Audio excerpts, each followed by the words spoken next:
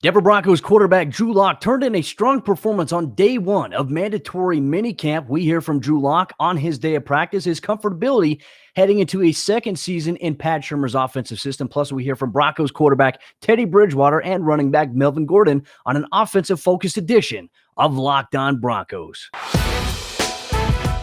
It's the Locked On Podcast Network, your team every day. You're listening to the Locked On Broncos podcast, hosted by Cody Roark, your daily Broncos podcast. Ladies and gentlemen, let's get into our conversation on today's episode of the show.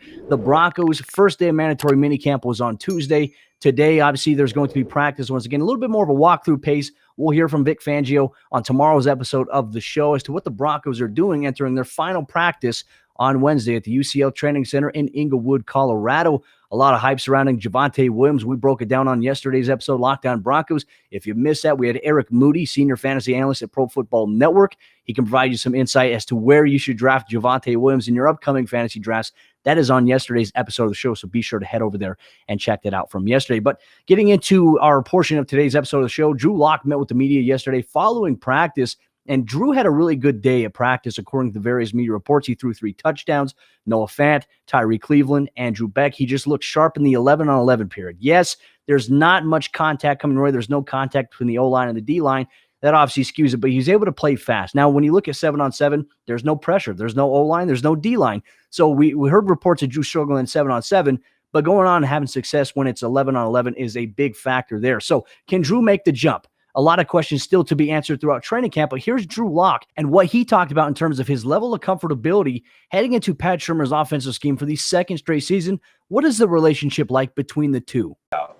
Without a doubt. And, we had talked multiple times, going into the last couple games of the year and even right after. And we kind of started figuring each other out. And he's been extremely cooperative with what I say I like or what I say I don't like. He's meshed, and we've meshed really, really well this offseason, and, adding a couple new things that he think might fit, the style of game that we play. I mean, it's just been a really fun offseason to finally be able to fine tune things, get the things we like, maybe talk about some things we're kind of half and half on, and maybe throw that in a couple of the practices, get a couple extra reps on those where we feel really confident going into the year. Yes, to answer your question in a whole is yes, it feels very, very good to finally be in the same offense for the second time. And entering the 2021 NFL offseason was big for Drew Lock. He came into it knowing that he has to work on several things, improvement on decision-making, footwork, processes, being able to read defenses more. But for Drew Lock, hearing it from himself, what was something he felt like he needed to work on in order to take the next step this upcoming season? I would say the biggest step that, I tried to make, and it was, kind of reiterated to me over this off season, was just working on protections, knowing where I'm hot and knowing how to fix it. And if they get us, we didn't see it, just knowing where that hot's going to be and where that hot's coming from. And that's kind of been a big emphasis on me watching film this off season, coming out here every day, just being able to have us picked up. Whether that's 7-on-7, I know that sounds funny because it's 7-on-7, but they still bring pressures in 7-on-7 to show us. There's just a lot that goes into it. I'd say that was one of the big things I really tried to focus on, and my footwork. There's a lot of work that went in this offseason to try to fine-tune that footwork, and it's changed a little bit, but I feel really comfortable with it. I'm excited to see where it goes. One thing Drew mentioned in college, he was a right foot forward stance. Now he's more even keeled. He's base. He doesn't have 1 foot leaning back. It's an equal stance there. So it's going to translate to maybe some different changes for him mechanically. You have to get a lot of reps in order to get that as muscle memory versus what you've known for so long. So he's been working on that. We've seen that so far in OTAs, but there's going to be ebbs and flows when it comes to confidence. Now we know Drew Lock, when he gets going, he has a lot of confidence. How can he balance the blend of when he makes mistakes? How can he still have confidence even if he makes mistakes? Here's Drew Lock on that. Due to the studying and the work in this off season, I've been able to be a lot more confident out there. We're making changes here and there. There's just a lot that went into this whole off season that I think after the first couple weeks, we're going to start seeing grow and grow and grow and grow, and including my confidence. My confidence is high right now. But, you know, that's just because we're in practice, everything. And I'm just excited where this is going. I see a lot of things that we're building on, so to say, where we get to focus on some minor details now instead of maybe last year focusing on some bigger picture things. I think that'll help us be 10 times better in the long run. And while a lot of the focus this offseason will be directed at the ongoing quarterback competition between Drew Lock and Teddy Bridgewater, it's important to note that each player, whether it be Teddy, whether it be Drew, they're going through their own growth periods right now. So we'll see if it pays off for Drew Lock. But in terms of when minicamp is over after Wednesday, the Broncos will have a couple weeks off before reporting for training camp. What is Drew Lock going to do in some of the off times that the Broncos are going to have right before training camp? Is he going to change anything up, or is he going to keep the same routine? I'll throw quite a bit, Jeff. I'll maybe take a little bit of time, relax a couple days, and then get right back to it. But my plan stays the same. The same kind of momentum and routine and schedule that I had during this off season. It's going to be the same. I've just decided that, I'm going to put the head down and keep grinding until this season's completely over. This is my job. This is my life.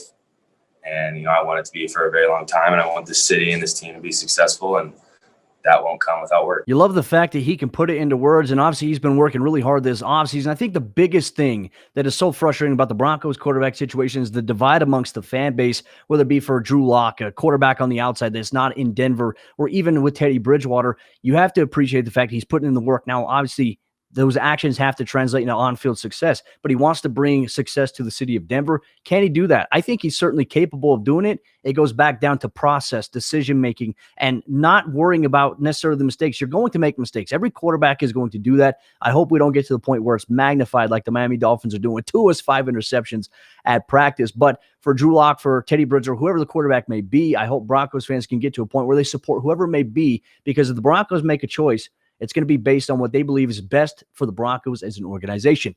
Coming up here in just a moment, Broncos country, we're actually going to hear from his counterpart, Teddy Bridgewater, who he's competing with this summer in Broncos training camp in the preseason. We're going to hear from him and his thoughts as to the progress, the ups and downs of being in a quarterback competition. But before we do that, folks, I have to tell you about the sponsor of today's episode of the show. That's our good friends over there, Credit Karma Money. And who doesn't want instant gratification? If you're looking for satisfaction, there's no need to wait. With Credit Karma Money, you could win cash reimbursements for debit purchases. And when you use your Credit Karma Money debit card, you can win daily instant karma purchase reimbursements on items up to $5,000. Just pay with your debit card, and if you win, you'll be notified on the spot, and your instant karma cash will be added back to your spend account. Credit Karma Money has already given away over $3 million in instant karma to over 50,000 Credit Karma members and counting. All you got to do is open your FDIC-insured spend account for free. There's no minimum balance requirements, no overdraft fees, and free withdrawals from a network of over 50,000 ATMs. And when you make a purchase online between June 8th and June 30th, you'll be automatically entered to win $1 million.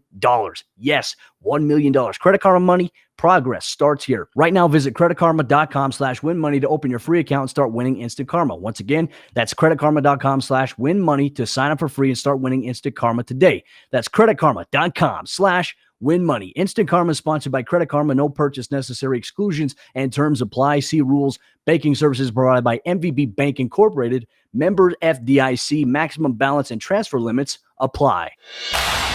In the ongoing quarterback competition in Dove Valley, Teddy Bridgewater often at times I feel like has been spoken about enough. His demeanor, obviously his journey through the NFL has been something that's been widely noted. I recall a game back in 2015 when the Vikings, alongside Teddy Bridgewater and Adrian Peterson, came to town to take on the no-fly zone. And there were so many plays that Teddy made in that game where the Broncos, they collapsed pressure all around him. They're bringing him down, and he's still throwing and completing it to Stephon Diggs. I mean, he was a legit weapon back in 2015. We know the severe injury that he sustained at practice. It put his NFL career in jeopardy. He came back. He became a little bit of that backup journeyman in the NFL. I think for Teddy Bridgewater, one thing that kind of stood out to me is when he took over for Drew Brees in the New Orleans Saints a couple seasons ago, led them to a 5-0 record. He didn't have to do anything flashy or spectacular. They had a team around him, right? They had a team that could run the football, and they also had a team that had really good defense. So similar situation, in my opinion. Can the Broncos run the football effectively, regardless if it's Teddy Bridgewater, regardless if it's Drew Lock under center?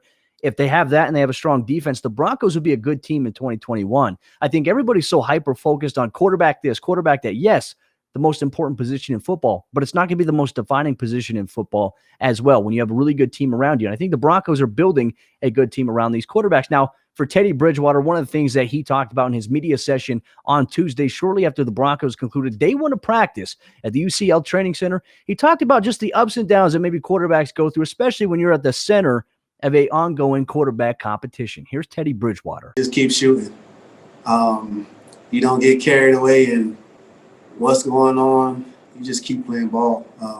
When I'm out there, I understand my job is just to find completions, get the ball to my guys and not my opponents, keep our offense on the field. So, everything else will take care of itself. It's one play at a time when you're out there. If you look too far ahead, that's when you fall.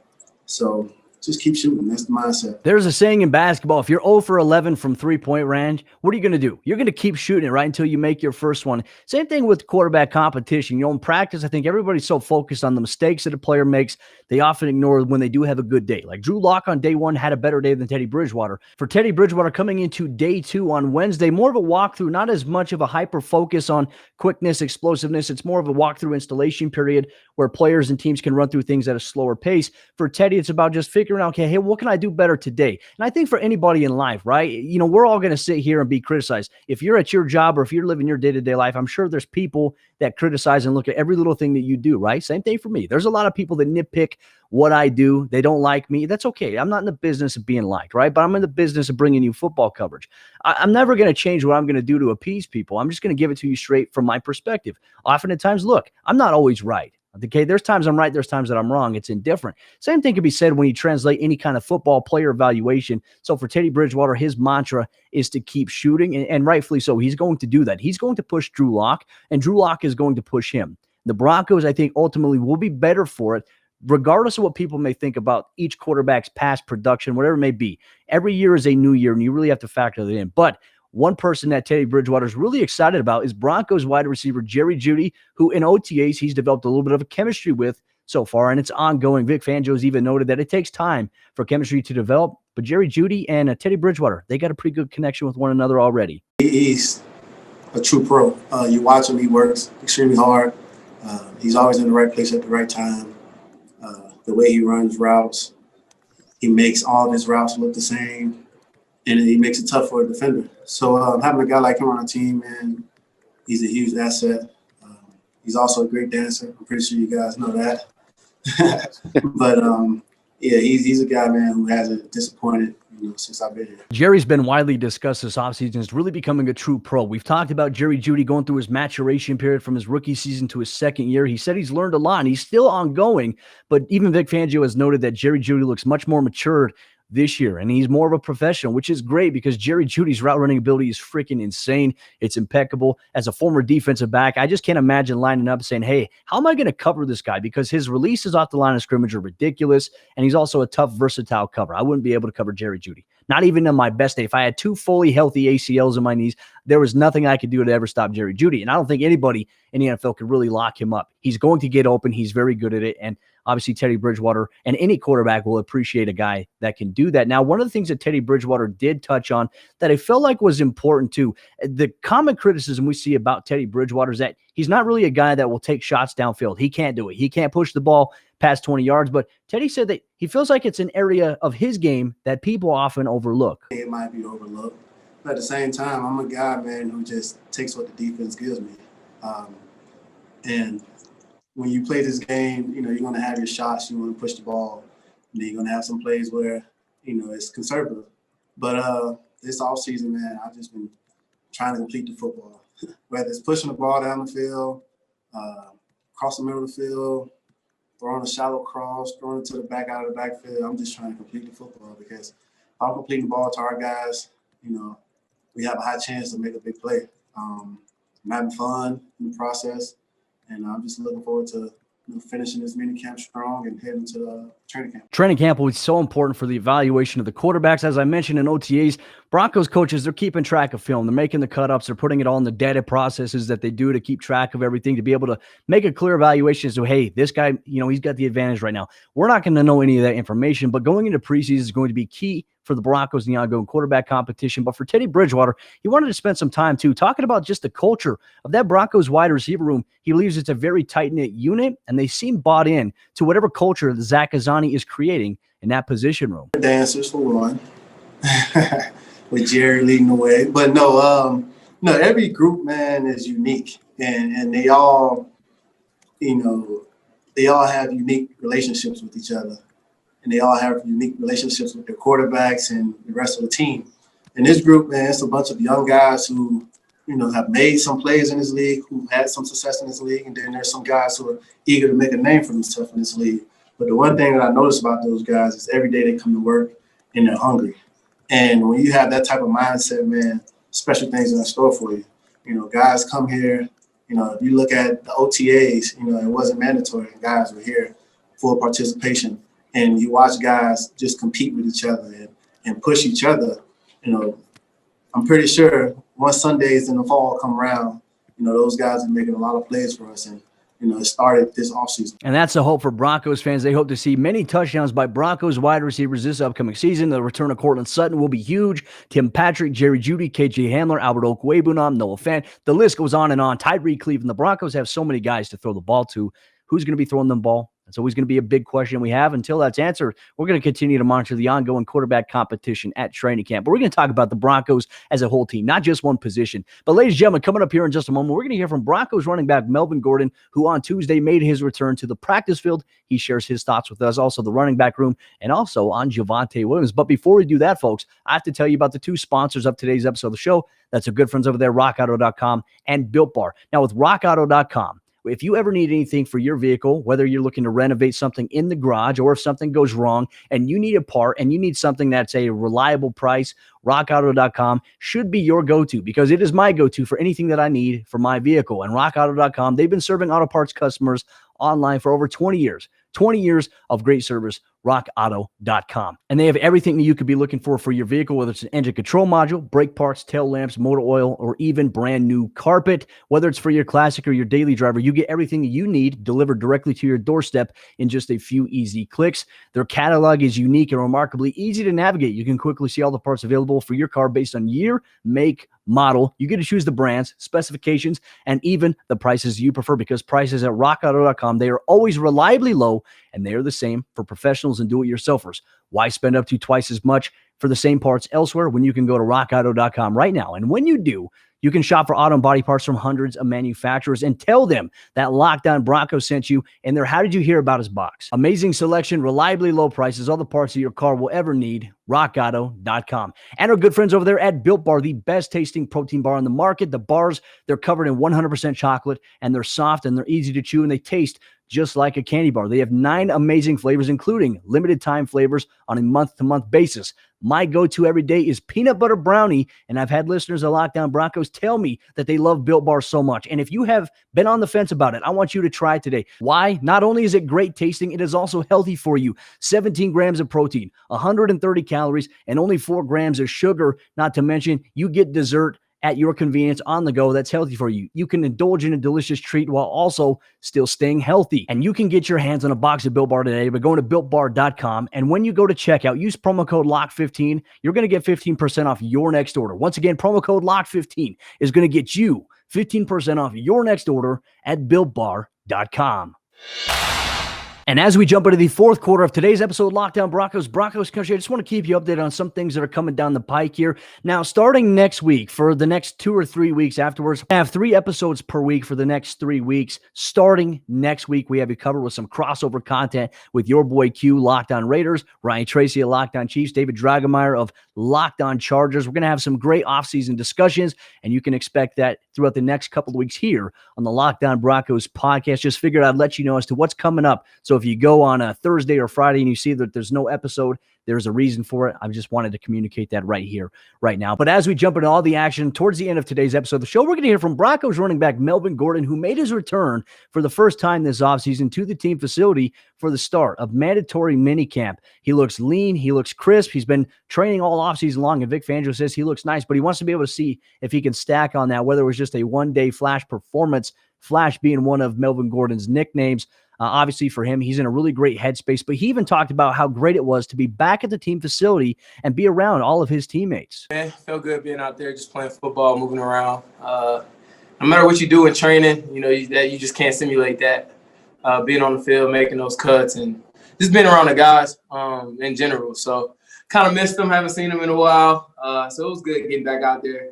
Just all overall, man. One of the things he talked about as well, in mandatory minicamp, I mentioned earlier, there's no contact between the offensive line, the defensive line. They're more just step downs and showing where you would be. So for Melvin Gordon, he said it's really hard for him to get a real read as to how to bounce as a running back, how to get a real game simulated feel, because everything is there's no contact. So he's going to run through the holes. They're going to be wide open. But in training camp, when there is contact, it's going to allow him to have a more better evaluation as to being able to read the chemistry of the offensive line, which is super important, right? Because if you're trying to create a hole, it's about being able to see it. We saw times last year where a hole didn't open up for Melvin Gordon. He bounced into the back of one of his offensive linemen. He was patient, and then something opened up, and he was able to take it. That's one thing I'd say about Melvin that I appreciate into watching his game. He is patient as a rusher, and you have to have that. So for the Broncos there, that's going to be a big addition. Melvin Gordon, obviously 1 year left on his deal, a lot riding on this upcoming season. But one thing he talked about too was the Broncos running back room, the additions of Javonte Williams and Mike Boone. He talked about what that room could look like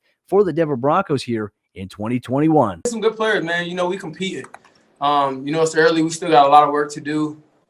I think both of them got really good feet, good hands. I think they're going to be, we could all be special. We definitely going to come out here and compete. Can't wait to training camp. When guys flying around, OTAs is kind of, it's tough right now, with the linemen and everything. It's just some looks don't be as realistic. But as far as those guys, man, they got good feet. You can tell Boone been in the league for a while. And you can tell that Javonte got potential. So, we're going to grow as a group, and, we looking to be the best running back group, in the league. And as Melvin Gordon gets more comfortable in Denver, obviously this being his second year, I feel like there's a little bit of a shift in his identity and maybe just the way he views things. From my perspective, covering him last season, it seemed like he was really trying to fill out like, hey, how do I fit into the culture here in Denver? Obviously, there was a running back competition between he and Phillip Lindsay. There's no real competition between he and Lindsay more, but there is going to be competition widespread in that running back room throughout training camp between Mike Boone, between Javonte Williams, Melvin Gordon, Royce Freeman, Levante Bellamy. Everybody's going to get a look. Everybody's going to get an opportunity. Nothing is really set in stone. So you're going to have to keep an eye on that. But for Melvin Gordon, he's heard the media talk. He's heard us talk about the fact Javonte Williams, the hype train is running. We talked about that on yesterday's episode of the show. He even talked about, there's a media narrative. It's Melvin versus Javonte. Gordon doesn't view it that way, though. Here's his thoughts on that. I'm very confident, man, but, we just going to go out there. I'm going to just go out there. I'm going to just do my job. I'm going to compete, man. Wherever the cars fall, they fall. I can't really worry about that too much. I know that's kind of the talk, the media is making it Javonte versus Melvin, who's going to start, this and that. It's not really about that. You know what I'm saying? It's about us winning football games, man. It's about us competing. So I'm going to go out here and do what I need to do as a back. I'm going to go out here. I'm going to give my everything to this team because that's what, this team deserves. You feel me?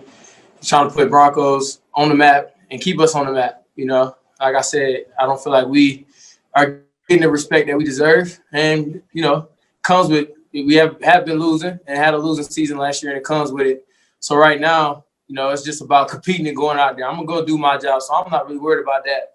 But, you definitely need two backs. So, it's at some point in time, we're going to need him. We're going to need Royce. We're going to need Boone. It's a tough game, and we got an extra game this year. So we got to do what we got to do. It's nice to have depth at that position. Melvin talked about he's confident he can be the lead back for the Broncos. He did mention something interesting there, though. He feels like the Broncos aren't being talked about enough, that they're being slept on. I think that there's actually a preference. I think for Broncos players, yes, you'd like that recognition. As a team, you'd love that recognition. You love the national media to talk about you even more, but there's also a bit, too. I go back to the 2015 season. The Broncos, they weren't talked about at all by anybody. They were underdogs in almost every game. I mean, especially going up in the Super Bowl against the Panthers. Everybody said they were going to get blown out at a bigger margin than the Seahawks did in Super Bowl 48. The Broncos, they used it as bulletin board material, not being talked about enough, not getting enough respect, using that as fuel to be able to provide a little bit of fire on that. And I think that for the Broncos, they want to earn that respect this year. They're putting in the work. They're competing. We're hearing about competition between the quarterbacks,